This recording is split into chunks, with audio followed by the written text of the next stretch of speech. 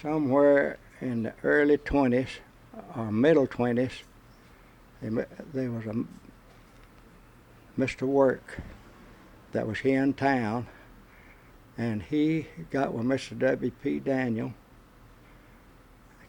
and a bunch of the citizens here, and put Work Field in down there, and they made a full-fledged field, and they got up on the side of where they cut out part of it and put those old concrete bleachers, and they had the first lines that I ever saw on a football field. They played Tupelo, Mississippi, and Tupelo, Mississippi, on whatever date that was, beat them about 40-6. Well, come on down through the 20s, and Hallwell Banks Jr. and Mr. Works bunch and several more of the citizens that were in the town here, Mr. Bob Patterson, several more, Brother Kirkland, Brother Ransom. They furnished all the cars to take the students to the ball games. There wasn't any school buses. And when they had later on to put the old plank fence on what's that street? On the street on the north side, Glade Avenue, all the way up to up to the dressing rooms, right on that corner, right where right off from back of Mr. Daniel's old house. That's where they had a dressing room. In that dressing room, they had supposed to have some hot water, but they'd put that wood and coal in that heater to heat that hot water. And about the first 4 or 5 at dress got all the hot water, and the rest of them didn't get anything. Well, then in 19 and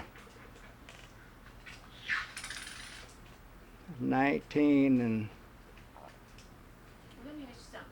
Tell me about the uniforms. Wait a minute. In 1929, they had Mr. Brooks Jenkins to come up there and put the cleats on all the shoes. They get these shoes from Mr. Sparrow and them. They put cleats on all the shoes. They didn't have any bought shoes. The school was so poor then. They didn't have any shoes. So Mr.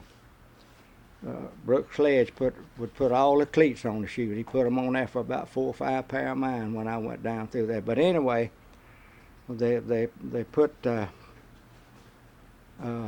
19 and 30.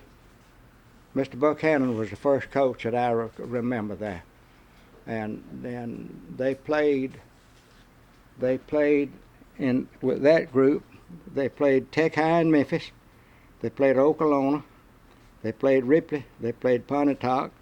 They played Boonville. They played Corinth. They played Blue Mountain. They played Tupelo, and they played Water Valley. And I got the records I'm going to submit for that. Anyway, in that era, they came along and started. Bill Neely was one of the big players. Spud Kemp was one of the big players. And Mr. Daniel told me all the way down through school that those two were the two best football players, and two of the best athletes that he had ever had anything to do with. And he'd coached school.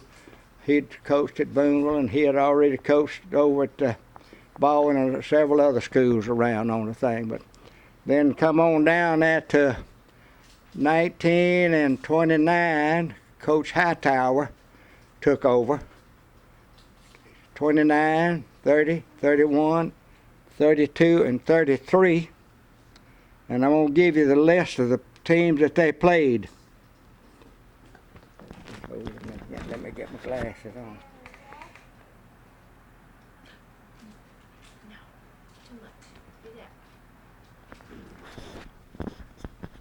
They played Tech High out of Memphis and got beat 40-2. They played Okolona. Okolona beat them 18-14. They played Ripley. New Albany beat Ripley 45-0, and I want you to listen to that. We never did beat them anymore, I don't think. Anyway, they played Pontotoc, and New Albany beat Pontotoc 30-0.